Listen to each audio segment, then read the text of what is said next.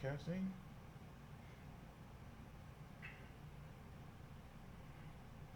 Let's see here. Yeah. Oh, we're definitely broadcasting now. Alright, sweet. Just bear with me 1 minute, folks. We'll be getting this right along shortly. As soon as we get some particulars out the way.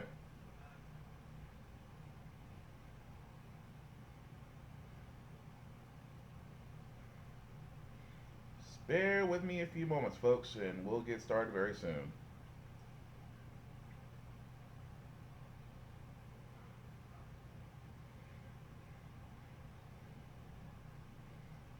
I'm starting to wonder I need to start hiring people to do this kind of stuff. Alright, so 1, 2, and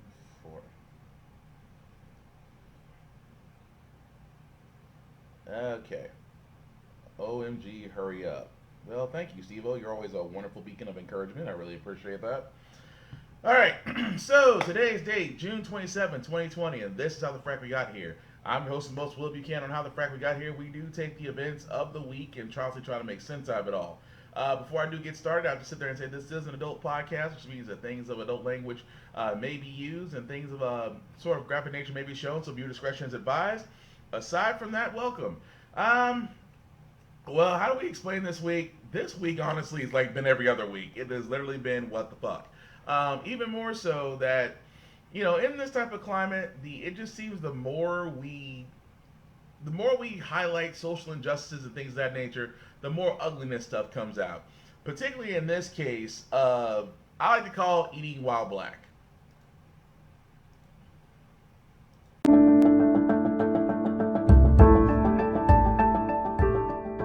Excuse me, is a manager here? Yes, I'm a manager. You are? Okay. So we want to eat. And they're telling me my son can't eat here because there's no athletic wear. He's 9. And it's kids out there with tennis shoes on. I don't understand what the problem is. Who told you that? It's a guy out there. And we came back here and talked to him twice. And he told me my kid cannot eat here because he has no athletic wear. But it's... Unfortunately, that's my boss, so... Okay, can you tell him to come out here and tell me that? Did he not already tell you this? No, but I'm going to have him tell me again. Little boy got athletic shorts on and some shoes on. He got the same. It's the same. It's a little girl there that got the same on that he got.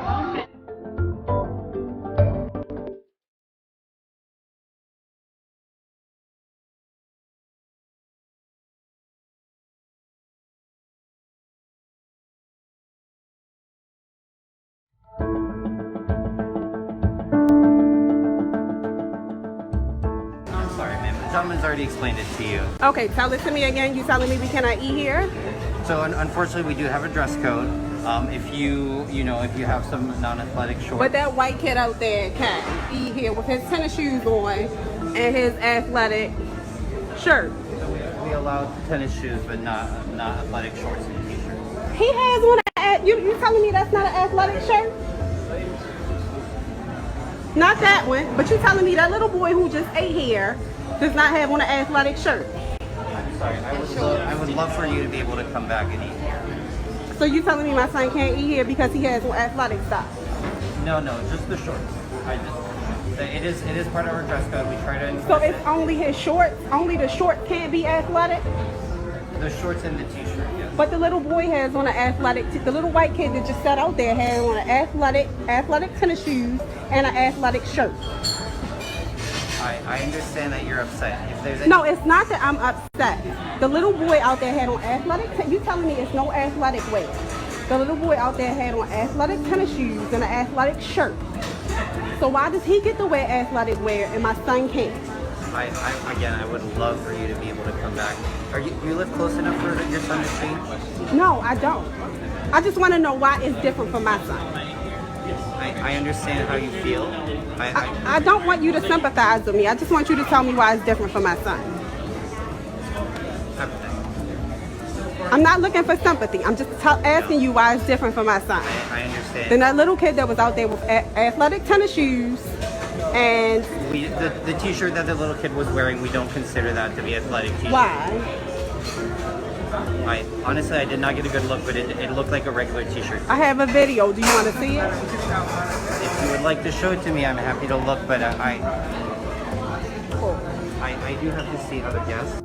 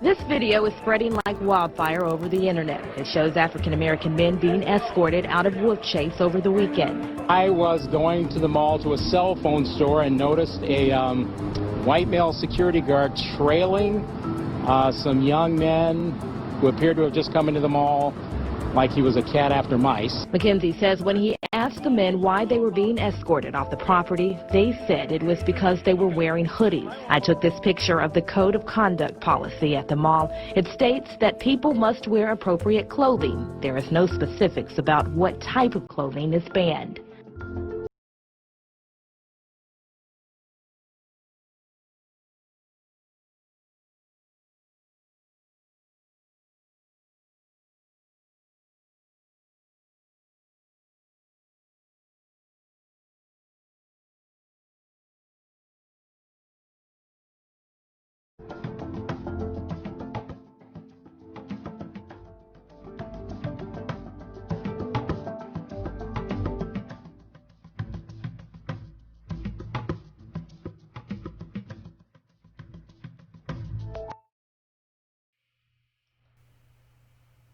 Crazy, ain't it?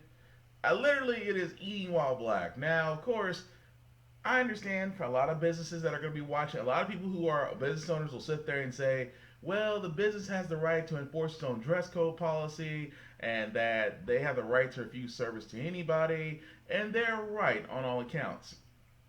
But I've said this once and said this many a times. Many businesses have closed doors now because they have dress code policies like this. A simple fact of the matter is when I guess that was the manager and his boss, which I still think is kind of fucked up that the boss kept his job but the manager didn't, even though the manager was in front of the woman trying to explain, when really he should have just sat there and said, ma'am, it's because your son is black. He didn't look over at the white kid. It was kind of funny. He said, well, we have a strict dress code. Well, what did the white kid have on? Well, he didn't have on exactly what your son has. Oh, you mean like his skin? Because that's the only way that it can be done. Now, like I said before, when businesses reserving the rights to do whatever they want, this is where the double-edged sword comes into. This is like the case of the baker and the gay couple. Like the baker had every right to deny deny refusal of service to the gay couple. The baker cannot complain when his doors are closed because no business comes to him. So this is why I sit there and say so many times, I respect the woman for what she did, but ultimately, I wouldn't go back there anymore. And then I would sit there and go back and tell everybody else, because word of mouth can destroy a business faster than anything else. And as much as some businesses like to discriminate against black folks, they love their money. And we have sat there and said many a times, the best way to actually hurt a business and for change to happen, pull your money out of it. Watch how quickly they change. Don't believe me. If you don't believe me, look at all the businesses that try to basically stand on their own 2 feet. Outside of Chick-fil-A. Chick-fil-A has stuff against LGBTQ issues all the time. But unfortunately, they have such a great financial backing that they can take a hit. Not too many other companies and small businesses, like I said about the baker who had to close their doors. There was another baker that had to close their doors, simply put, because they just refused to serve an interracial couple. And word got around, and it's kind of funny. It's like, well, I shouldn't have to suffer. Well, yes, you do, because you failed business 101. You never stand against the mob. And at the same time, money is money. If a person, I said, I can honestly care less if I own a restaurant. I can honestly care less if a person in a hoodie shows up and wants to eat. As long as they have money, cool. Bring your ass on in. As long as you're not damn near naked, come on in. That's how it should be. Not the whole thing of having a dress code to be more upscale, because all that basically does is say you are discriminating against a certain demographic. And when you say hoodies, you are pointing out something very specific. So yeah, I wouldn't feel so bad if that restaurant was going to close its doors, because all it takes is a simple word of mouth for people to stop going there. Trust me, it does. But moving right along, guys. Like I said, it's hard to ignore the coronavirus situation because, surprise, surprise, cases have increased, and it amazes me so that everybody thought the reopening. No, I'm sorry, not everybody. Some people thought the reopening was a good idea. And unfortunately, I hate to be right, where I sat there and said no city in the U.S. was ready to begin any type of reopening or phases, things of that nature, just because people are still gathering in large groups, people are still not wearing masks, people are still not practicing isolation if they have symptoms, people are not doing all the things that we need to do in order for us to move forward. We're still treating it life as normal. And you still have some people believing out there that COVID-19 is some genetically man-made virus somewhere that affects everybody differently. Yes, some people still believe that. But again, you know who believes everything's going to be all right? Mike Pence. Telling people to listen to local officials, but in Tulsa you defied local health officials to have an event that, even though you say it didn't result in a spike, dozens of Secret Service agents, dozens of campaign staffers are now quarantined after positive tests. And then in Arizona, one of the hardest hit states, you packed a church with young people who weren't wearing masks. So how can you say that the campaign is not part of the problem that Dr. Fauci laid out? Well, I want to remind you again that the freedom of speech and the right to peaceably assemble is enshrined in the Constitution of the United States. And even in a health crisis, the American people don't forfeit our constitutional rights. And working with state officials, as we did in Oklahoma and as we did in Arizona, we're creating settings where people can choose to participate in the political process. And we'll continue to do that. Overall, this briefing was bumping up against 5 o'clock folly territory. Why does Mike Pence look like his mom just denied him ice cream? I mean, literally, for a guy who was supposed to be the head of the coronavirus task force, he literally looks like, mother denied me ice cream.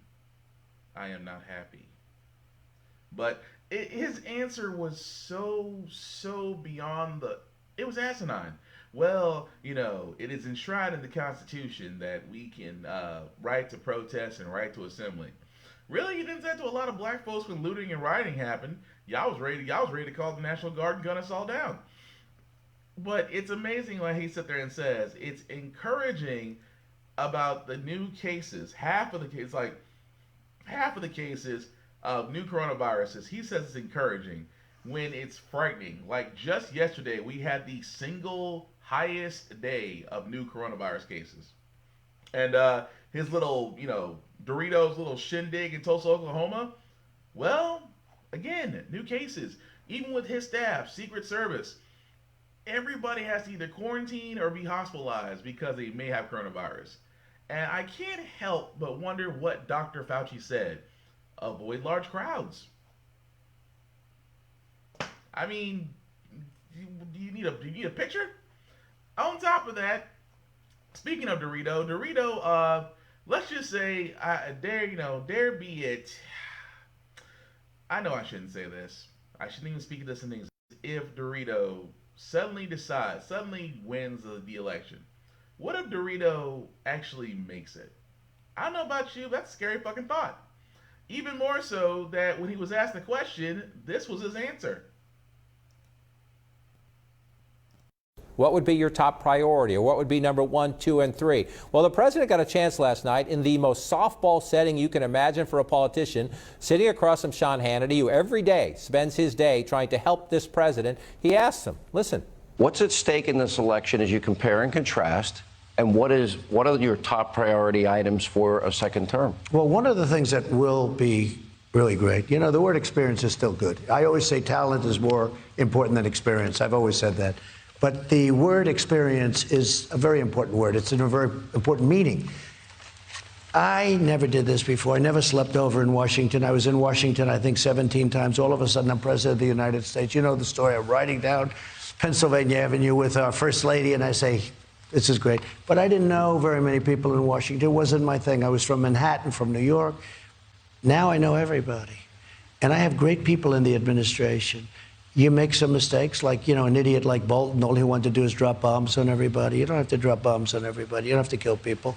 Not health care, not revive the economy, not continue the coronavirus fight. I'd have more experience, and Bolton's an idiot. That's a great second-term agenda. Yeah, riveting.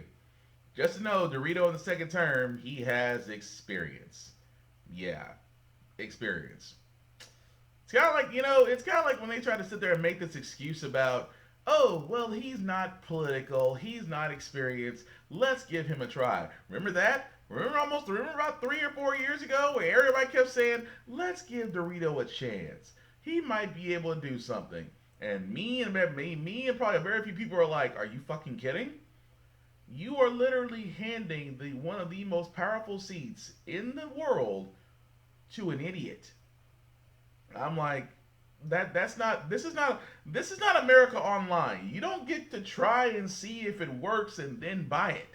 No, you don't do that with the country. Even more so to where he said nothing about a second term, and yet he wants to be there.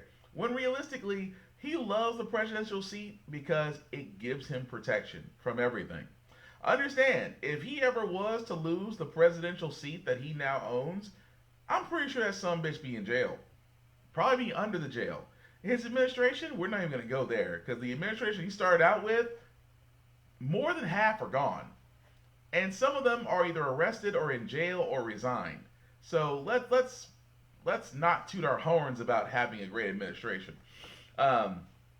Even more so, that wasn't the only dumb thing Dorito has done now. Apparently Dorito is still on his let's undo everything the black guy did tip.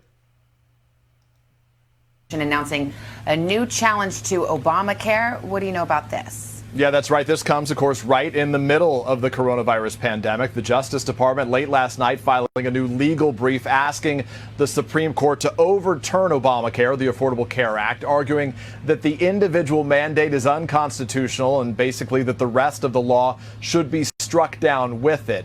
If the justices agree, this would cost roughly 20 million Americans their health insurance coverage, and it would erase its protections for pre-existing conditions. Notably, the move came the very same day the government reported that nearly 500,000 people who lost health insurance during the coronavirus shutdown enrolled in coverage through the Obamacare exchanges, a nearly 50% jump from the same time last year. Savannah? Yeah. He's still on his, yep, Dorito is still on his let's undo everything the black guy did. Even more so that Obamacare, which by record is working, which also at the same time, people who have lost their jobs, who have also lost their insurance, was able to go buy their insurance through the exchanges. Again, for all those out there that doesn't believe it works, it works. And the more so, the individual mandate, which everybody keeps talking about, is that that they said that you are forced to buy coverage. Well, here's the thing. That mandate that they keep talking about was put in by Republicans. It wasn't initially a part of the original the ACA. It wasn't initially a part of that. That had to be put in to satisfy Republicans. So every time a Republican's sitting there saying it's unconstitutional, yeah, it's the mandate that you wanted to put in. That's like sitting there saying we're gonna put up a sign that says no blacks allowed, but then you're gonna be in front of that very same building and say, who put that sign there? You. It amazes me so. And again, I hear all the things about, well, because of Obamacare, my premiums have went up. My, such went up. I was paying a whole lot more. Okay, Obamacare, again, doesn't set the prices for your premiums. You know who do? The health insurance companies. I'm talking Cigna, Aetna, all the above. They're the ones that set your prices. They're the ones that set the drug prices in the market. They're the ones that actually charge you for services in hospitals and private practices and specialists. The Obamacare has nothing to do with it. It is simply the company that you pay your insurance to.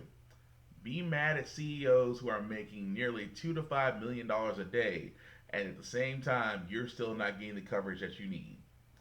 Yes, that's what you should be mad at. But again, it's always interesting to me where people always get on Obamacare, and I could spend a whole nother 2 hours on that, which I won't. But again, understand this is the reason why we go by facts and just not by people's opinions. Speaking of facts, the next couple of stories we're going to go over literally might as well be called "What the Fuck, Police?" And I know police have been in the stories lately regarding Ahmaud Arbery, regarding Breonna Taylor, regarding George Floyd, and I can keep going down that line. I mean, we can go down the Tamir Rice, the Sandra Blands, the Eric Gardners, the Philando Castillos. We can keep going down that lane because every one of them has something associated with them. And that alone should tell us a lot. Even more so now that this new police chief in North Carolina actually did something positive. But again, I shouldn't be shocked by this actually happens with law enforcement. Other shocking reports out of North Carolina, where 3 officers in Wilmington were just fired after a supervisor discovered a nearly 2-hour-long rant with racist statements and threats. It was apparently accidentally recorded, a patrol car camera capturing one of the officers saying the country needed a, quote, civil war to, quote, wipe black people, quote, off the map. An officer also talked about, quote, slaughtering people based on their race. The officers also used racial slurs that we will not note or repeat in our broadcast. Now, Wilmington's police chief, a black American who actually is in his first week on the job, responding by saying this. When I first learned of these conversations, I was shocked, saddened, and disgusted. There is no place for this behavior in our agency or our city, and it will not be tolerated. We're joined now for a special discussion with... Crazy, ain't it? And again, we've been saying this for years, that yes, you have officers out there, and trust me, they're very vulgar. I mean, I wish they would release the actual police tape, that police camera that caught all that. But I can only imagine that you have 3 officers who have white supremacist tendencies who are law enforcement officers. That alone is effing scary. I admit, effing scary. That even more so, that they're law enforcement officers.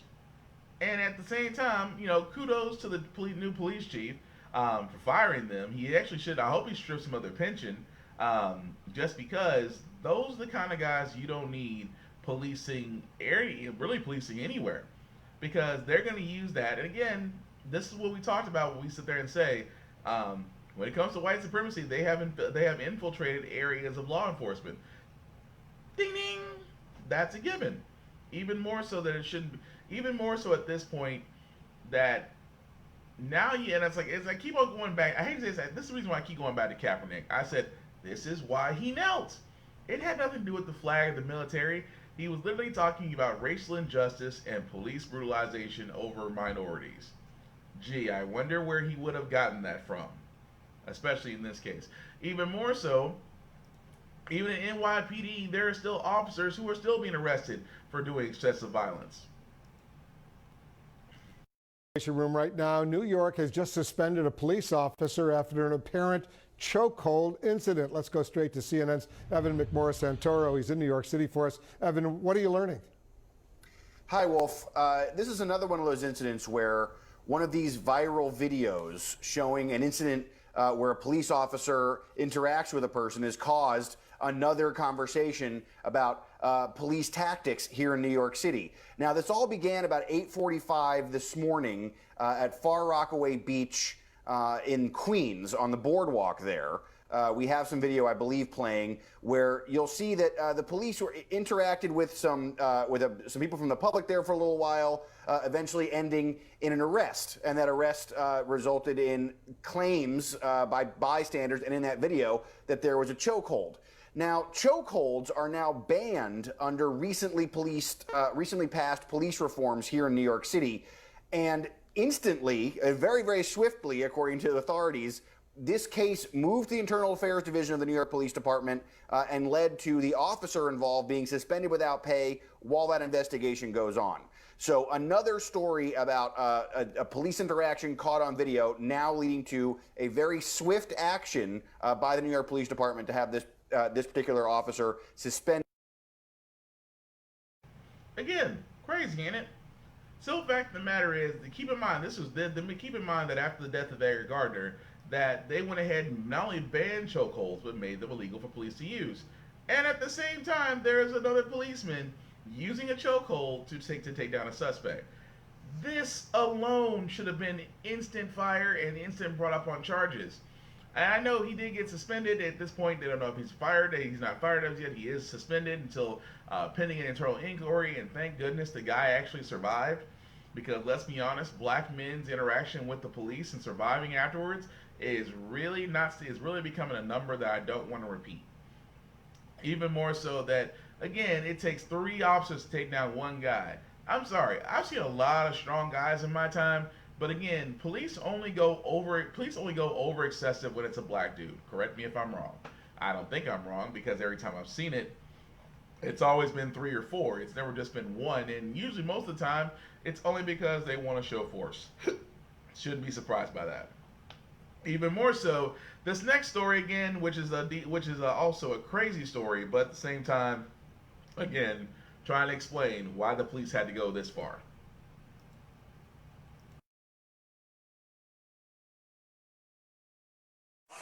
I want to, and that's not how I want to get it out. Can we get this open if you knock open here?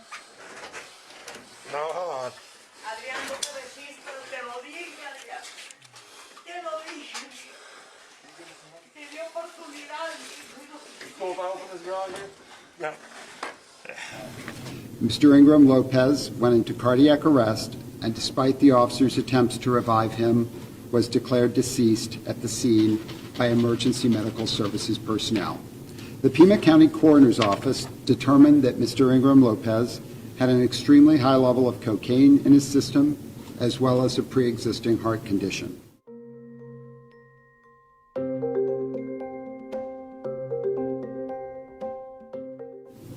As part of our investigation into this case, which we initiated ourselves, we have determined that the 3 involved officers committed multiple policy violations and failed to handle the incident consistent with their training.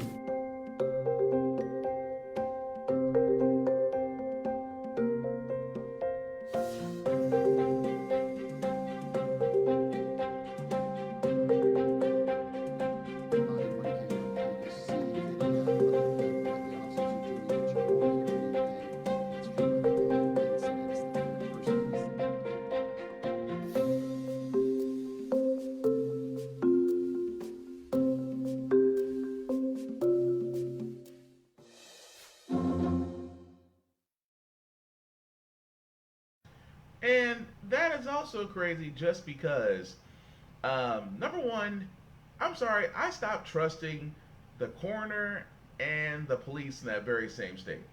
The reason why I stopped is because, again, this goes back to George Floyd. Keep in mind that they try to say George Floyd was on something, that he was on drugs, and that the coroner ruled that the knee on his neck for 8 minutes did not lead to his death. That was the initial coroner's report. It took an independent agency and investigation and coroner to go back and say, wait a minute, motherfucker, this dude died because someone cut off his breathing. It wasn't because of anything found in the system. Now, the reason why I say about George Floyd is the same reason I say about this man here. is that the coroner tries to say, well, he had cocaine and drugs in his system and a pre-existing heart condition. It had nothing to do with the simple fact of the matter is that they held this man down on his stomach until he was in cardiac arrest and could not be resuscitated. You know, I don't trust that. Even more so in the sense that I don't trust that the police chief, I don't trust the police that caused the death to police themselves in the actual internal investigation. What always kills me is that when police sit there and do something like this, they're going to say, well, we're going to take a look at it. That's like having the murderer go back and investigate and see the crime. I'm sorry, we don't need a Dexter. We need somebody else other than you to go ahead and look at it. Because I'm sorry, if it's your department, you're compromised, in my opinion. Even more so that the police chief was willing, you know, that's a PR move. He was willing to resign, and that he was rejected by the city manager, and saying, well, he initiated it, he should be commended for his transparency. No, he should leave. Those were his officers under his watch causing that death. He needs to be fired. He needs to be let go. Just those same officers need to be brought up on charges and their pensions removed. That's exactly what should happen in the situation. But again, when it comes to police, we shouldn't be surprised about that. And that's the reason why there's still be protests going on. It's the reason why, you know, if a riot or looting happens, you shouldn't be surprised. That's why I was telling folks, I was like, you know, it's always funny because it usually comes from most white folks. Most white folks will sit there and complain about rioting and looting, not realizing that your history has literally been nothing but rioting, looting. I'm like, you rioted against the British. You looted the Native Americans. You looted African Americans. You looted Asians. Asians during the Pacific Railroad. I'm like, your whole entire history has been nothing but pillaging, rioting, and looting. Why are you so fucking surprised when another race does that to you? Like I said, can't really be surprised by that. Also, this other story that did come out this week, like I said, this is one of the reasons why I am so scared. So I am so scared, and it's like sometimes I'm just scared to be a parent. I'm scared to have a daughter. I'm scared to have a son, because what happened to this woman, I fear could happen to my own children. The 18-year-old biracial woman who says she was attacked by four white men while she was driving. Althea Bernstein says she was set on fire, and Alex Perez joins us with the latest on the investigation. Good morning, Alex. Hey, good morning, George. The 18-year-old says she's studying to be a paramedic, and some of those skills kicked in at the horrifying moment she was attacked. This morning, police in Madison, Wisconsin are searching for the suspects responsible for this. A young biracial woman suffering second and third-degree burns after she says she was set on fire. I haven't really slept, and I don't really have an appetite, so it's just, I don't want anyone to ever feel like this. 18-year-old Althea Bernstein says she was on her way to her brother's house around 1 a.m. Wednesday morning. She says she was stopped at a red light and listening to music when she heard someone yell the N-word. According to the police report, her driver's side window was down and she heard someone yell out a racial epithet. She looked and saw four men, all white. She says one used a spray bottle to deploy a liquid on her face and neck, and then threw a flaming lighter at her, causing the liquid to ignite. She drove forward and patted out the flames. I don't even remember anything, but your brain still has that flight or fight response that takes care of you. So I made it home. I called my mom. I drove myself to the ER. Now, an active and ongoing investigation, Madison's mayor saying, while we are still learning more about the details, current information suggests this may have been a premeditated crime targeted toward people of color, which makes the incident even more disturbing. It's definitely a learning opportunity, and I'm very, very hopeful that these men sort of see all the responses and that they know that they hurt me. And that this is something that's going to affect me for a while. And I really hope that they choose to improve themselves. And authorities say they are reviewing surveillance images from nearby cameras, hoping for any clues clues that might help them track down the attackers. Cecilia? Yeah, that is deeply disturbing. And that also lets me know that if someone were to harm my child like that, I'm going to prison. I'm sorry. I'm sorry, honey. Don't worry about bail money because it's gonna be a murder. I'm gonna be sitting there with a smile on my face, pretty much going Samuel L. Jackson. It's like, Mr. William, you killed the people that decided to light your daughter on fire. Yes, I did it. But did you kill them? Yes. Yes, they deserve to die, and I hope they burn in hell. You might as well go ahead and put me in prison at that point, because I'm sorry. That's how I feel about my future children. It's like, if someone harms them,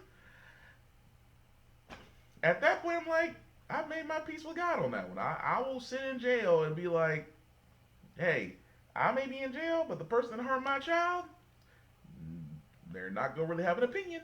But again, I just feel for that woman. It's just the whole idea of, it's amazing when they say, well, it possibly is a hate crime. Possibly a hate crime? How is it possibly? Think about that for a second. Anytime something happens to a black person, usually done by a white person, 9 times out of 10, it's a hate crime. And the simple fact is, what's more disgusting about this is that as I was looking on Facebook pages regarding this story, people are already sitting there saying she made it up. She lighted herself on fire. They're trying to compare this to what's that guy from Empire? Justin Smollett, whatever he is. I was gonna do Dave Chappelle for a minute. Juicy Smollett. And I thought that was horrible. Number one, who willingly lights themselves on fire? Number two, who would make up such a crazy story about 4 white men spraying you down with something and throwing a match in? Because if anybody's noticed, that sounds like Mississippi burning. That sounds exactly from the situations that a lot of people, because that story was actually based on the fact of racial tensions in that state. And trust me, I don't think anybody would go that far to literally bring attention to themselves, even more so to harm themselves. So it amazes me when I'm sitting there and I'm looking at those comments and people are saying, well, I'm just going to wait for more information to come out. There's a young woman right there that is scarred. Not just physically, but mentally scarred. And it is amazing the lack of sympathy that she is not getting, that she should be getting. And I thought to myself, that tells you a lot about the world today, where you hear stories like this and more folks are questioning the victim than they should be questioning the person that caused it in the first place.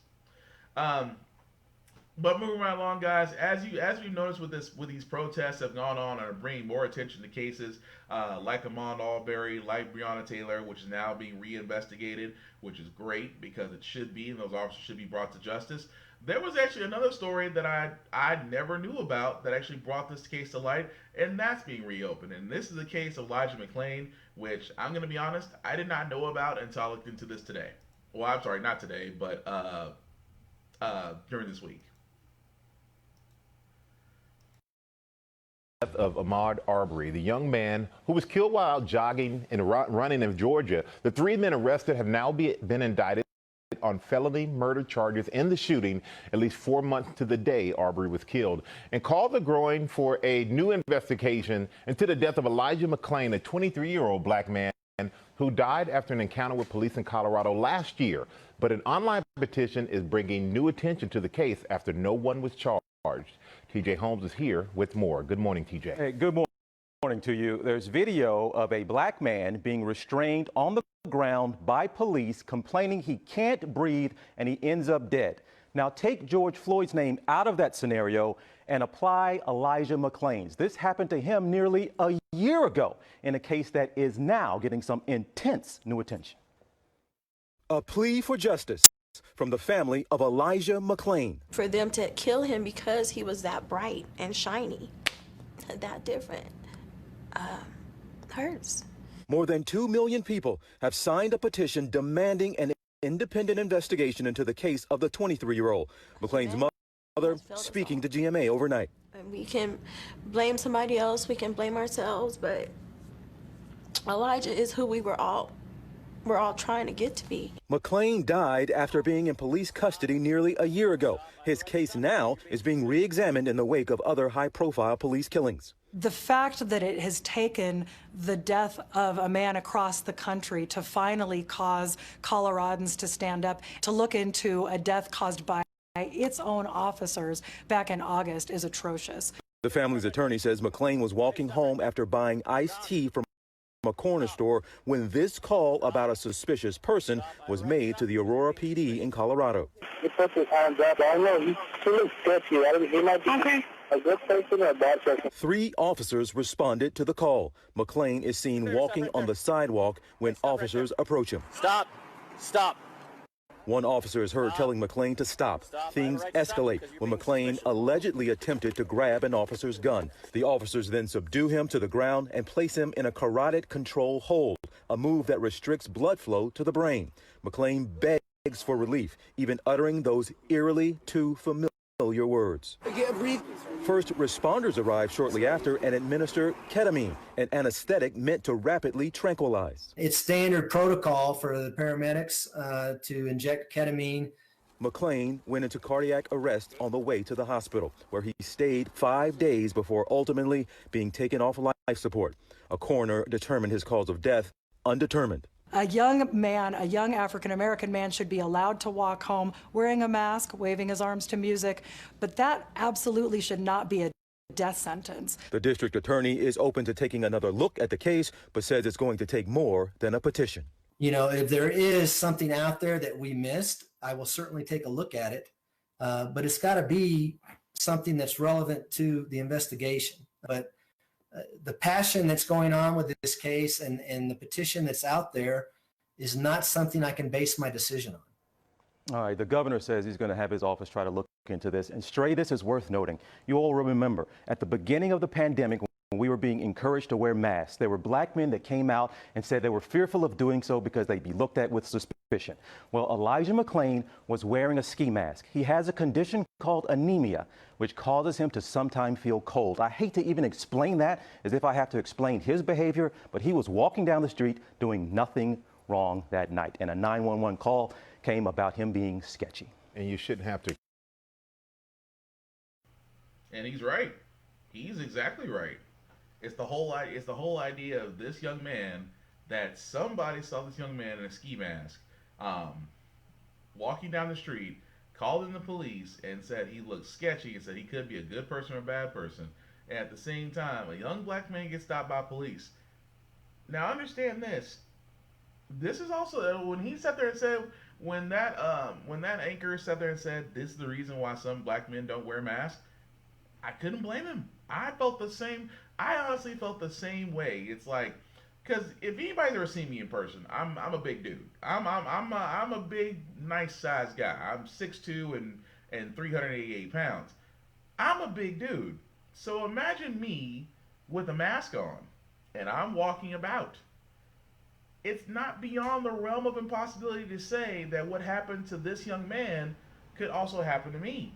Somebody's gonna sit there and look at me and see this, and most importantly, see this. And then they see a mask. And then it's not too far from that reality for someone to turn around and sit there and say, well, I'm seeing a person who's very sketchy. I'm not really sure about them. I just think that, this needs to be looked into. All it takes is for one over-concerned person to sit there and see a black person in a mask and call the police. It doesn't take much. Even in the same sense with Elijah, it amazed me to that prosecutor that was over that case, fuck you. It amazes me the level of, well, if there's more evidence about this, we'll look into this. What more honestly needs to be said at this point? A young man was walking down the street. Police approach him. They say he reached for the gun. Who said it? The police that restrained him. Now ask yourself one question. That is like the biggest crock of shit I ever hear a cop say. Well, he tried to reach for my gun. No. Because here's the thing. Your gun, for most law enforcement, is latched over by 2 latches. Which means that it's 2 latches over 2 belt loops. which means that in order for someone to get your gun, they have to physically reach beyond you, around the waist, unclip both those knots, and be able to pull the gun out. Which for most law enforcement officers, standard operating procedure is that you always have your hand near your hip for quick draw, which in this case means that the safety latch should be on. So it goes back to that whole explanation of him saying, well, he tried to reach for the gun. What reason would he need? Even more so is that they did a move on him which restricts blood flow. Again, why? Even more so that the paramedics there were trying to resuscitate him, were trying to sedate him. Ketamine is a powerful ass tranquilizer. It's used on animals. And yet they're surprised that this man goes into cardiac arrest. You injected him with a sedative without knowing his physiology. And at the same time, as all being said, he is on life support until the plug is pulled. And yet there is no case? Are you fucking kidding me? There's a case against the police. There's a case against the paramedics. There's a case against the prosecutor. I don't expect the prosecutor of said state to look into said case. I want an independent investigation. Because it amazes me so that the level of sheer confidence that is given to law enforcement on doing their jobs when they have proven there are more than just a few bad apples in the bunch. Because when good cops, and I'm calling out good cops too, when good cops don't call out bad cops, in my mind, you're just as bad as they are. Because let's be honest, law enforcement is the biggest gang in America. And at the same time, you either with them or you're against them. Because every time a good cop has called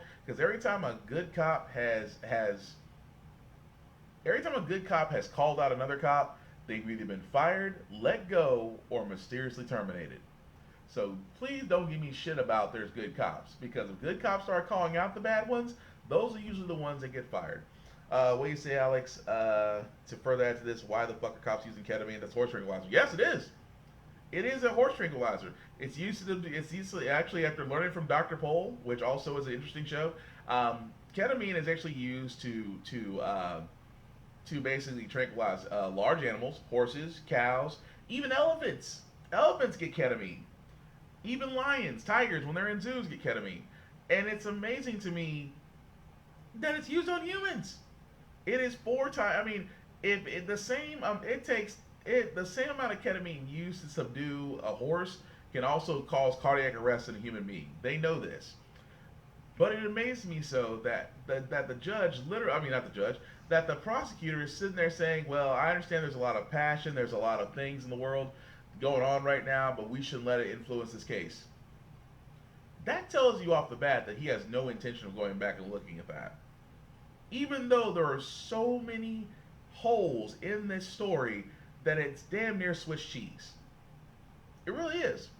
So again, I've been telling people, until you hear what these people are protesting and marching about, you will always get rioting. Rioting and looting will always happen. And unfortunately, that's only because they're not being heard. And it got to a point where some folks just stopped asking. Some folks just sat there and decided to go, you know what, if you're going to listen to us, if you ain't going to listen to us, then we're going to burn this shit down. And just like a woman had sat there and said, I can't remember her name because I actually heard her video clip 2 podcasts ago, where she sat there and says, I don't give a fuck, you can burn down Target. Target's insured. They can rebuild their stores. If anything you should be worried about, you should be thankful these people are looking just for equality and not for revenge. And she was right. But moving right along, guys. I know I talked about Kentucky because their primaries are coming. Their primaries are getting up there pretty soon. And as I said, Kentucky, you people of Kentucky, I am talking to you. You have one job. There is a certain turtle. There's a certain Russian turtle, Moscow Turtle Mitch. We need him gone. You have the ability to make that happen. Don't deny us this. Help us help you. Because it's amazing, the richest senator in the entire Senate is literally over the poorest state in the U.S. next to Mississippi. Just saying. But the reason why we bring up Kentucky is because it's something I never thought I would see come out of Kentucky. Black progressive people running for office. We are in a moment, y'all. We are in a moment. A sleepy Senate primary race suddenly electrified in Kentucky. This time has to be different. For my cousins, for my little ones, for y'all, this has to be different.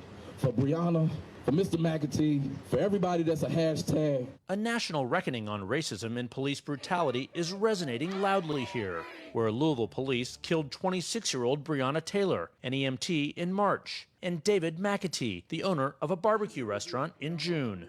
Weeks of protests have injected fresh uncertainty into the campaign over who Democrats will choose in tomorrow's election to take on Senate Majority Leader Mitch McConnell in November.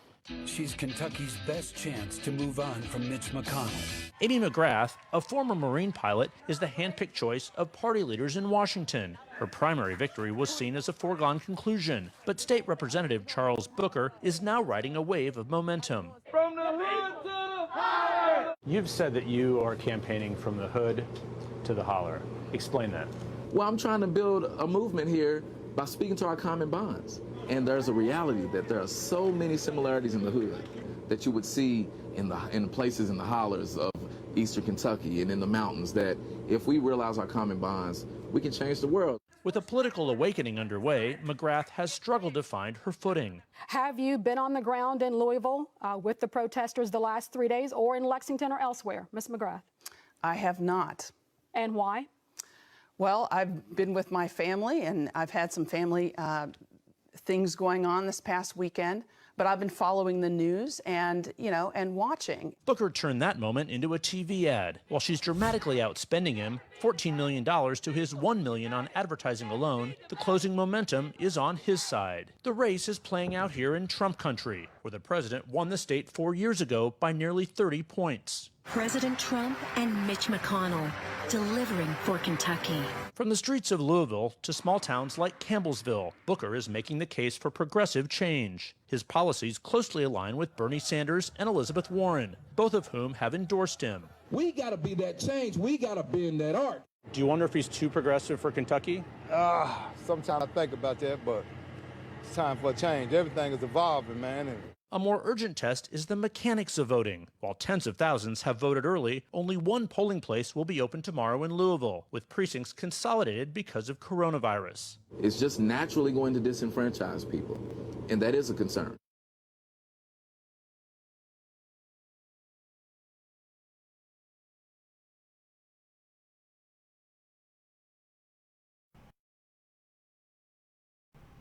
And you know what? Thank you. I was about to point that out. Booker's currently ahead by 0.08%. Thank you, Alex, for that. But yeah, it is interesting to see. I never thought I'd see that in Kentucky. I never thought that I would see progressive black leaders come forward and actually run for office. Now, I'm sure Amy McGrath is great. Like I said, this was the primary action was just yesterday. So, but it's just interesting where you just see a different change in Kentucky. Keep in mind, Kentucky has always been a red state. It is even in I want to say even during President Obama's election years, Kentucky usually went toward the Republican. I think they voted for McCain. I think they voted for Romney in round 2. So it's amazing to me to see traditionally a red state now start to show progressive Democrats, especially. I've always said it best: a progressive movement is bound to happen, and there's nothing wrong with being progressive. In the same sense that what Bernie Sanders and Elizabeth Warren, I mean, they are doing they have always said progressive programs need to happen, and I for one am all for that. But again, Kentucky, I am asking you, I am begging you, give us something that goes against McConnell, because McConnell has nothing to stand on. His entire backyard might as well be a graveyard for all the bills that he has never allowed to hit the Senate. Keep in mind, he actually stopped the minimum wage bill, which would have knocked the minimum wage from the $7.29 that it is right now to $15 an hour. He shut that down, even though most states went on their own and raised their own minimum wages to $10 an hour. But technically, Right now, the inflation, as way the inflation goes, minimum wage needs to be $15 across the board. It needs to be.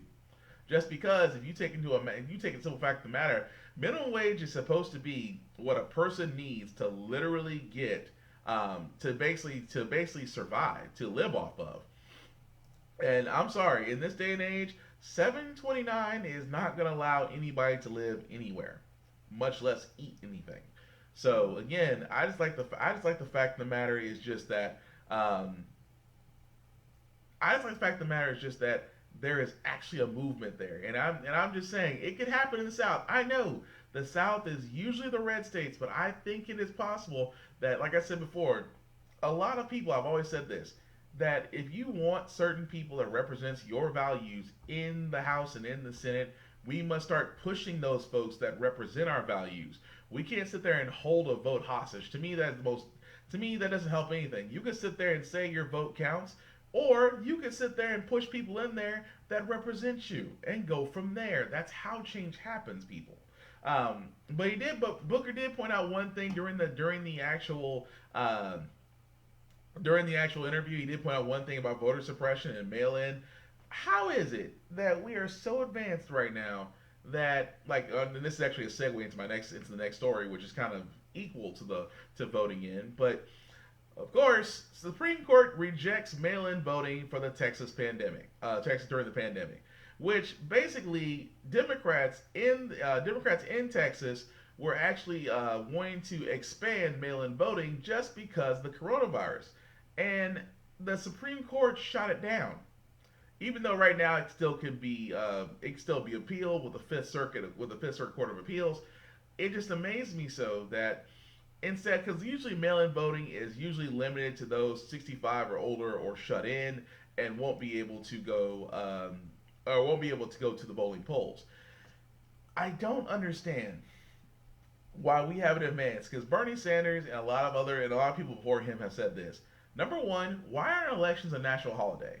Why aren't they considered a national federal holiday to where you don't have to go to work, that the whole day should be just how we vote? How is it that now we still don't have that? Number two, why do we still have the Electoral College? I could argue that all day. Every other country, every other nation outside of us, because I think with us and I think 5 other countries, I think only 5 other countries use a variation of the Electoral College. We need to finally get away with that. I think we need to finally do away with the Electoral College and actually go with popular vote. Because then your vote does count, but it goes toward an electoral college where electorals can go in. And here's the scary part. For a lot of people that don't know about electoral college, you understand that the elector for your state can sit there and say, okay, well, let's use Obama and Romney. Let's say the state overwhelmingly votes in favor of Obama. The elector from my home state of Tennessee can turn around, sit there and say, off good faith, no, that's not correct. I'm going to put those votes toward Romney because I think he's a better candidate. So it's kind of scary that one individual can overrule an entire state based on how they feel. Again, another reason why the Electoral College needs to go. And even more so, why have we not gone beyond voting booths? I mean, we can mail it in. I'm so surprised there's not. How have we not taken advantage of smartphones and actually done an app? I mean, if the president can text me at 3 a.m. in the morning on an emergency text that goes to my phones, or an Amber Alert can go to me at any time on my phones, why in the blue hell do we not have a smartphone app strictly for voting? How have we not taken advantage of this technology and used it to our best efforts? That's the thing that is always it's behooved me. That's the one thing I've never understood. How is it that we have not taken advantage of technology to make voting easier? How have we not removed the archaic electoral college? How have we not made election day a holiday for everybody to go vote without having to worry about having to go to work and then find a way to get to the voting polls, to wait in line, to just to get to register and then finally vote? That whole process, unless you do early voting, takes a while. Even more so that you have Republicans that are turning around and closing voting places, closing them. I mean, you just heard in Kentucky, one place is now the central place for voting, and they try to say it's because of coronavirus. No, anytime they close down a polling place, it is to disenfranchise voters. It is never about anything but that. For example, if you're in a predominantly minority with a large population, and that large population can tip the scales in who gets voted for, and let's just say that population has 4 polling places, if you eliminate all but one, you probably disenfranchised a lot of people from voting because they're going to sit there and say, oh, that place is going to be packed, that place is going to be this, that, or the other. I'm not even going to go down there because I don't even think I'll get to vote. Bravo, you just annexed half of who knows how many votes could have went toward that. That is the entire reason why it is so freaking vital that we need to change the way we vote. There needs to be different ways of voting. There needs to be alternative ways you can vote. There needs to be voting to be made a holiday, and we need to look into those methods. That's all I'm saying. But just 2 last stories before we get to our good news segment. As you probably noticed, like I said on the last podcast, I talked about Aunt Jemima, Uncle Ben, Cream of Wheat, all those depicting racial stereotypes. They are now being removed and will probably be replaced by something else. And that's great because Aunt Jemima was based off the creator going to a minstrel show and seeing the story of old Aunt Jemima, which is what the face he put on there. Uncle Ben, no different, just because of the way that was brought up. And Cream of Wheat, let's just be honest, depicts something else. All that is right because they're all based off racial stereotypes. Here's the one thing that I think was a little bit of a reach. Of course, a lot of voiceover actors who play certain character colors on certain animes and TV shows, things of that nature, are starting to go to the wayside. The Simpsons is no different. The guy who they're talking about here, the guy who voices Cleveland, Mike Henry, who actually voices Cleveland on the Cleveland Show, has sat there and said that he is stepped away from the role. Reason being because there seems to be some sort of movement out there, which I did not know about, that only persons of color should play color, and I have an issue with this, just because number one, he's been doing Cleveland for going on almost 10 years now, and at the same time, don't get me wrong, I don't see a lot of flack for him voicing a character on an animated show. I don't see it. I mean, unless he said something or did something to the contrary, he's just voicing a character. He's a voice actor. Like, let's be honest, unless you see the person, you're not gonna know what they are. You hear my voice, it doesn't sound. I mean, I've been told on the phone I sound like a white person. So if I sit there and I'm on the phone or if I'm on a show where I'm voicing a character on an animated series, does that mean that I need to give up? That means am I in violation of voicing a white character on television on an animated show? No, because that's what voice actors do. Voice actors, that's like, it just amazes me so when it comes to voice actors. Even when, like I said, with The Simpsons, what's that guy's name? Hank Azaria. Thank you, Hank Azaria was voicing Apu, and don't get me wrong, it's a cartoon. It's an adult cartoon. Yes, it is. But I remember back in the day, I remember not too long ago that The Simpsons were catching hell just because Hank Azaria was actually voicing Apu, and I'm not gonna try to pronounce that last name. I can't do it. I've tried, but you know who Apu is if you watch The Simpsons. But they try to sit there and say, well, it's insensitive that a white person is voicing an Indian immigrant, and I'm thinking to myself, it's a cartoon. It's not real life. It's a cartoon. So there's no harm there. And I really try to dig deep on this. And guys, if you have if you think differently or have a difference of opinion, feel free for yourself in the comments. But I just never understood where was the harm in this, because it's a cartoon. It's not real life. I mean, I can even go so far as Tropic Thunder, where Robert Downey Jr. played a black man. Was playing a white man who went through some sort of surgery to play a black dude on a movie. And even so, I mean, don't get me wrong, I still love Tropic Thunder. I still think Robert Downey Jr. made the movie for me. Do I have any issue of him doing a role to where he was a white dude playing a black dude to get a black man's role? No, because it was funny. It was tastefully done. It was nothing insensitive or offensive to me that would make me think that he should not play it. Even more of the same thing where, like I said, with Family Guy, I had no problem with Mike Henry playing Cleveland. I had no problem with Cleveland because he played it exactly right. I'm just saying that he could have, Cleveland was very. I mean, he just had the voice. I mean, even more so. And what are you guys saying? I'm sorry. We say Kelly Tommy was played by a woman from Rugrats. There'll be an issue with that next. More than likely, yes. Derek, right? I have no issue with the voiceovers. I think Susie was played by a white woman too. It's not that deep. It isn't. I personally don't think it's that deep. I think there are a lot of other areas that need to be addressed. But I think that with voice actors, because for all those that don't know, I do follow anime and things of that nature, and I can tell you the industry of voice actors is rough. I mean, you'd be lucky to find work, much less find consistent work. So again, with these voice actors that are on these hit shows like Family Guy and Bob's Burgers and even with The Simpsons, because The Simpsons is still going on, but it amazes me so that we are at this point. This feels like a reach, because I have no issue with it. I truly do not. For the simple fact of the matter, it's just that this is one of those things that's just like it's like if Starbucks removed their holiday cups. You still get your coffee, don't you? You just don't get the holiday mug. You'll live.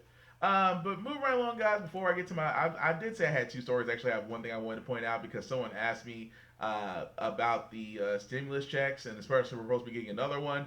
To answer that question, guys, after reading a few articles, that at this moment that there may be additional stimulus funding going, but as of right now, it is still being discussed. Trust me, because knowing Dorito's going to try to get as many votes as he can, and if giving you money or giving you another $1,200 is going to get you there, then he is going to do it.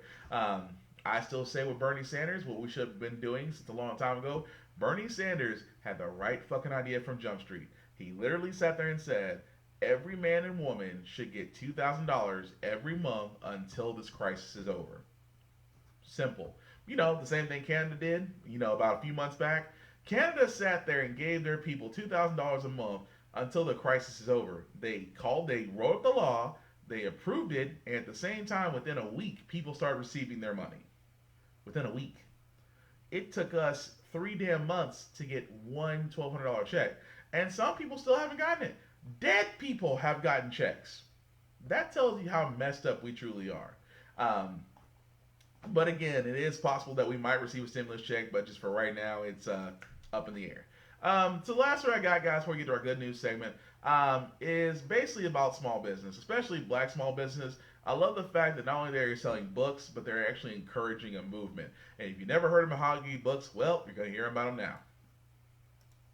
Made the jump from being an online store to a brick and mortar store in 2017. They became the first bookstore in 20 years to serve the Anacostia community. That's a historically black community in Washington, D.C. So Gene Song spoke to the owners, and they say that their mission since 2007 has been to provide access to black literature.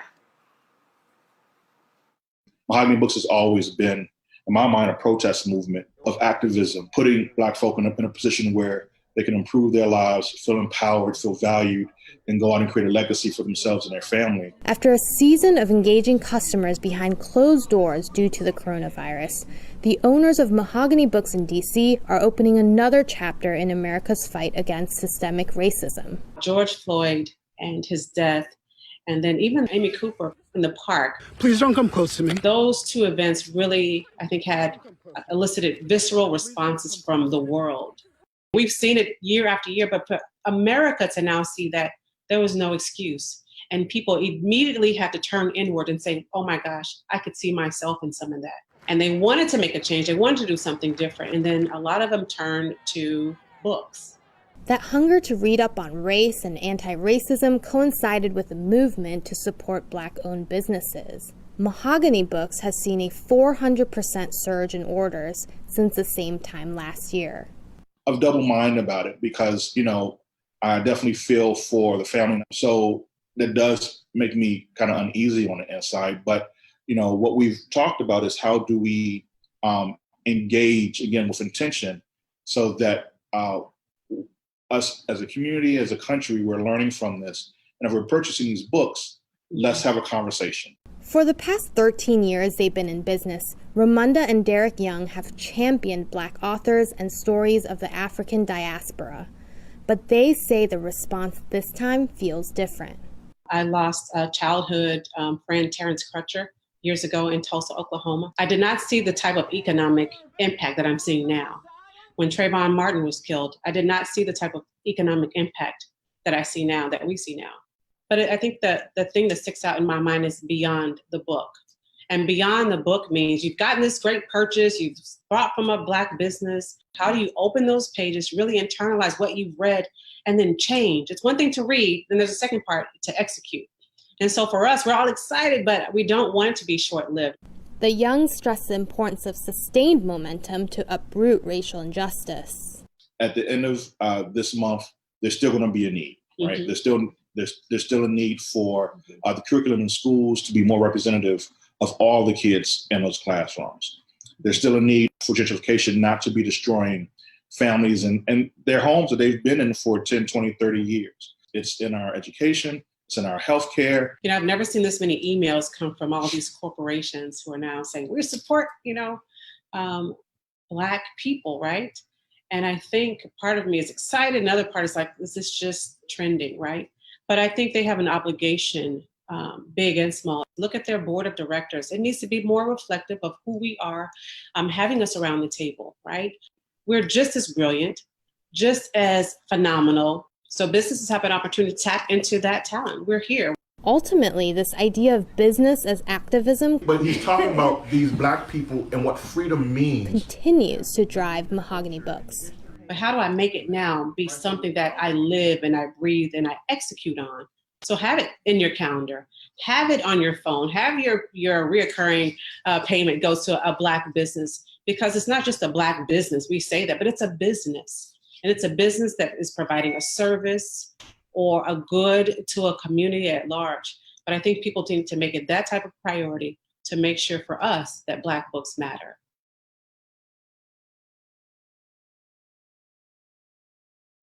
Well said. There is nothing more I can add to that. I like the fact that I did not, like I said, Mahogany Books, I've known about them for a couple of years. I've actually ordered some books from there because I think I just love the atmosphere, and I love the fact of what they're pushing and their message and things of that nature. And it's all about education. It's all about community, collaboration, integration.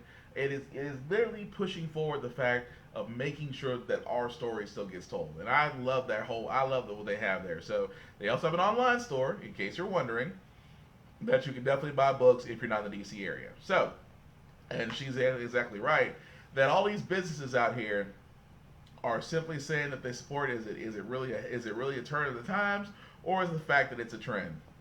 I can't knock her for that, because I still feel the same way whenever I see a lot of this stuff. The only difference I can sit there and say is probably the one of the companies, Nike, and Nike did something, and of course with Adidas, especially during when Kaepernick, when Nike themselves was the one lone company that sat there and made Kaepernick the face of their company. And of course, we all know how white people felt about that, burning stuff that they already own. And again, that was just a simple company. And she is right. She's actually also right.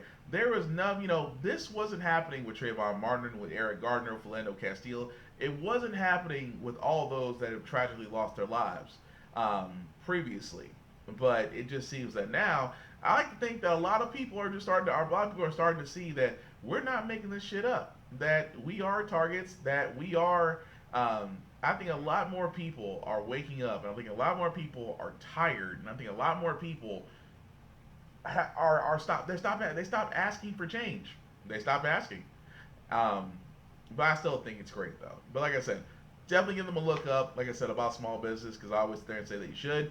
Moving right along, guys, we're going to go into our feel-good news segment. Like I said, you say on how the Frack We Got Here, every weekend we do cover a lot of things that are doom and gloom and things of that nature. And sometimes it's always bad news, sometimes really bad news. But you know, it's the weekend, and depending where you are on this planet, I know if you're in Tennessee right now, you don't know if it's going to be hot, raining, thunderstorming, or just overall windy. So you're trying to cover all three.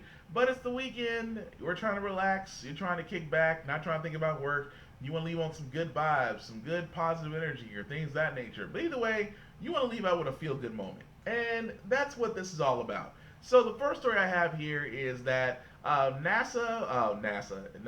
not NASA. I keep on wanting to say NASA. It's how, you know what, a pronunciation with NASA, you know, everybody's so quick to say NASA, but you kind of hang on the end, but it's really, you know, NASA. And I know it's enunciation. I'm a grammar person, just sticks with me.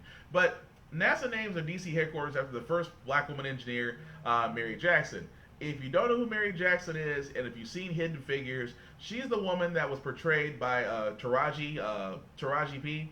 On the Disney movie, and she was basically one of the ones who she was basically known as the human calculator on the show, on the movie, and what she was a mathematician engineer who literally helped out with the actual space program, to where if it wasn't for her, some guys would have never made it to the moon, much less space. So I think it's great that, you know, they're going to name a building after this woman just because of her contributions to space travel. And like I said before, also, if you've never seen Hidden Figures, you really should. It's a very interesting movie, very informative movie, but I also suggest that if you don't know who Mary Jackson is, now is the perfect time to educate yourself and really do a deep dive on this, because there are a lot more figures like herself in the NASA program, in the NASA space program, that really don't get the recognition they should, and she's one of them, and I just think that's great that she does get that. But like I said, take this time to learn that our people, you can say what you want, our people are talented and impactful, and they've had an impact on this country. So like I said before, if you don't know about her, take some time today to really look at her and understand her impact of what she has going on. But I just thought that was cool because, you know me, I love history. I love learning more about the things that I did not learn about in school, just because of the simple fact of the matter, they did not give us appropriate learning. That's for another story. But anyway, moving along, some other good news. Bees are reproducing again. You know, like the bee population is starting to bounce back, and that is a good thing, especially honeybees. Because if you guys don't remember, about a couple of years ago, that they sat there and said the bee population was in danger. And for all those that don't know, bees are vital to a lot of crops in our agricultural system, just because of the pollination that they provide and the honey they provide. So as the bee population was dying out from climate change and just overall deforestation of their natural habitats, people started keeping on bee farms and things of that nature, to where they could save bees and allow bees to populate and grow. And now, as they've been able to do that, it is now showing that the bee population is back to increasing, more than double. And that's good, because trust me, without bees, we wouldn't survive for very long. Because a lot of the stuff that you get from your grocery stores actually do come from bees. Pollination does lead to wheat, which gives us bread. Pollination does actually leads to honey, which leads to certain medicines and things of that nature, not just stuff that you spread on your toast. Again, they have, if you want to know how, actually I'll tell you what, just as a personal challenge to you, if you want to know how impactful bees are on our environment and cultural safety, all you simply have to do is look up to see what other products that are because of bees are possible, and just be shocked at the entire list. That alone should tell you a lot. Ray say Alex a little late for this, but Bart and the Simpsons, Chucky the Rogue Rex are voiced by the same woman. Yep, you are correct, sir. But yeah. But also the last story I got, guys, is we all have dreams in life. We all have things that we want to do on our birthdays. I know for me, I ain't gonna lie to you, my birthday is, I just want to, no, let me not say that. You know, I always wanted one birthday. I'll be honest with you. The one birthday I truly ever wanted was that, and this is gonna be so petty. Actually, I won't say petty. I'll say this is the dream, because I'm working toward it.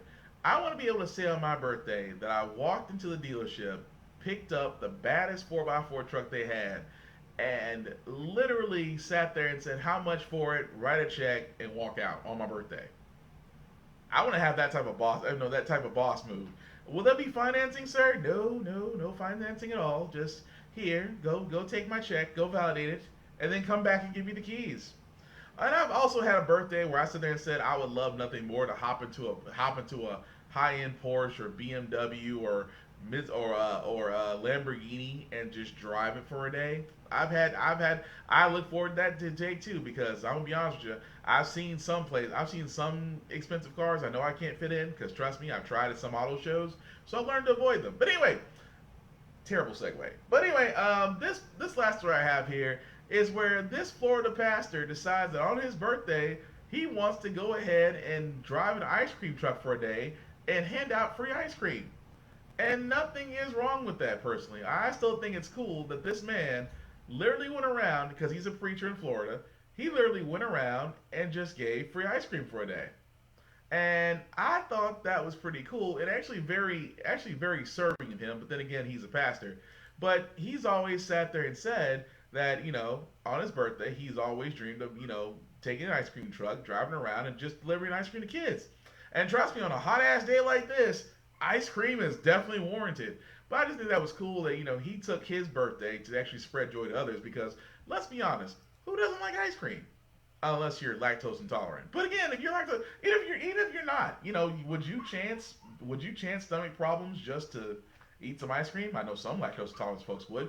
But even so, there's keto ice cream, which is a new thing too. But again, I just like the fact of the matter is that just somebody just wanted to sit there and do some good and bring some smiles to kids and adults by just giving free ice cream, and I just think that was pretty cool. So aside from that, and somebody's dog barking, aside from that, guys, that's really all I got for this week. I do thank everybody for watching. I do thank you for liking, sharing, and subscribing. And also, the stream above my head is for donations to the show. So if you can donate, feel free. If you can't donate, that's quite all right. The only thing I do ask that if you know somebody else who's interested in stuff like I'm doing, or just wants to be able to see it and give their opinions that you've seen everybody else do in the comments field, just recommend my show. Send a link to them. Tell them where they can find me. Things of that nature. That's all I ask in that case, because like I said, I'm just trying to build it to where everybody can enjoy this as a alternative to what you normally see.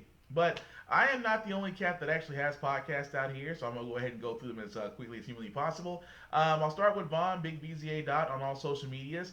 He actually has the VSTs, which is the Busy Soul Takes, which is a news broadcast, which that news could be music, video game, or trailers, interactive show just like mine. He has Rhythmness, where you can so the rhythm, which goes with the albums, current albums, and grades to a 4-tier rating system, but also wants opinions from those who are just interested in music, just because all our musical tastes are different, but it's always nice because differences, variety mean that that it just means conversation, really. But also interactive show. He also has Random as Fuck with Uncle Beezy. What is Random as Fuck? Random as Fuck is a pool of ratchets we sometimes dip our toes into to take a break from life and have a chuckle. Some bills make you think, some bills make you cry, some videos will just stick with you because they're just that funny, and he usually traits into a theme or things of that nature. But definitely check him out. Also, my other brother, another one, Thomas Reed, aka Mountain Puncher, has To Be Determined, his fitness podcast, every Saturday from 2 to 3 p.m. under his Facebook page, Thomas Reed. Also, my other brother from King Eddie Wayne, who is King Eddie Wayne on all social medias. He has the Bump Down, which is music, culture, knowledge, and numbers, in which he gives his opinion on the musical industry, on charts, on sales, on albums, on artists he thinks is going to be coming up. He also has a Smoke of Truth, where he gives his subject he gives his unorthodox opinion on a number of subjects. But if you are willing to talk with him, then dagnabbit, he's willing to talk with you, because he always wants all the smoke. Now, as far as for yours truly, I do have my own shows, of course. Every Tuesday from 7 to 9 p.m. is my storytelling podcast, the Burned Out Podcast, in which I tell IT stories that are realistic, just because I always believe in authenticity and that they did happen to me. So I always tell stories, sometimes be funny, sometimes be cringing. Some of y'all will probably be going like, hey, yes, it's probably about you. Of course, that's every Tuesday from 7 to 9. Also, my other show, How the Frack We Got Here, which you're currently watching right now, is every Saturday from 10 a.m. to noon. A little bit later tonight, between 7 to 9 p.m., will be the Off Limits Podcast, which is the podcast that goes there. We actually talk about any and all subjects. And if last week's subject matter about does size matter tell you that we go that far, yes, we do go that far. But also in a civilized, progressive manner, because all we're simply doing is just trying to reach a consensus level and do so without actually yelling at each other. Of course, also Sunday between 7 and 9 p.m. will be my Get Bit podcast. That's my Blurred podcast, in which I cover everything from video games to sci-fi to comics to television shows to Comic Cons and things of that nature. Basically, for blurs, you know what a blurred is. It's a black person, a nerd equals blurred, and for non-blurs it will, because you don't know if you're a nerd or not until you actually find something that you like. And even so, we still want to invite you to the cookout anyway, just because we all have a fandom and we all love it, and therefore you should enjoy it. Which we do talk about Get Bit. And trust me, I'm still catching up from the last couple of releases from Sony and Microsoft, and Ubisoft will be coming up next, so that's going to be interesting to see that as well. But all of my shows can be found on my Facebook page at William Buchanan. Also, every one of my shows has a Facebook and a YouTube page. So if you on Facebook or on YouTube, just look up The Burned Out Podcast, How the Frack We Got Here, the Off Limits Podcast, and Get Bit, which is GITBIT. Either on Facebook or on YouTube, you'll be able to see every podcast I've done since then. And also, if you like what I did, please let me know. If you didn't like what I did, please let me know. I am open to criticism either way, as I'm trying to make this platform better for you. I am trying to make this... I am tongue-tied already. This is not a good sign this morning. I'm trying to make this podcast better for everybody to listen to and be able to share. So if there's something I can do to make it better, please let me know. And if there's also something or a story that I've missed or things of that nature, please let me know there, and I'll try to do my best to cover it. Because like I said about How the Frack We Got Here, it's all about staying informed, which means that all we're doing is not just taking the articles that we see on television. We are literally going in and doing research. We are taking everything from reputable areas and pretty much bringing it together for our ability to be informed, but also to be able to go to somebody else and inform them the same way, so that way we can inspire them to do the same. Because an informed community is one that can make great decisions. An uninformed one is one that'll make terrible decisions. Because if you don't believe me, an uninformed community will make better decisions than an uninformed one, because an uninformed one got us Trump, which I call Dorito, but that's how the frack we got here. So thank you guys for all watching. I hope you all do stay safe. I still always want to give my thanks to all those who work essential workers, because you know what, that word's not getting said a lot right now, but I'm going to keep on saying it. So thank you, essential workers who work in grocery stores, who work in the post office, who work for Amazon, DHL, FedEx, UPS. Thank you, truckers who are still going on the road to keep stores stocked and full. Thank you, everybody else, that even though your job may not be mentioned, like doctors and nurses aides, doctors aides, environmental services, people that work in hospitals, even though construction workers who are right now still risking their lives to actually continue their jobs, things of that nature, and everybody else's jobs that are still essential but don't get mentioned, you are thankful that. And if I were you doctors and nurses right now, I would be staying more telling them, hey, if we got to do all this shit, let's talk about wiping out those student loans. But aside from that, guys, keep in mind, like I said, with COVID-19 out there, please be safe. Go out only unless you need to. Try to avoid crowds if you can. And also, if you're sick, just stay home. It's the only way we're going to beat this. Thank you guys for all watching. I've been Will. This has been How the Frack We Got Here, and I'm out. Have a good weekend. Peace.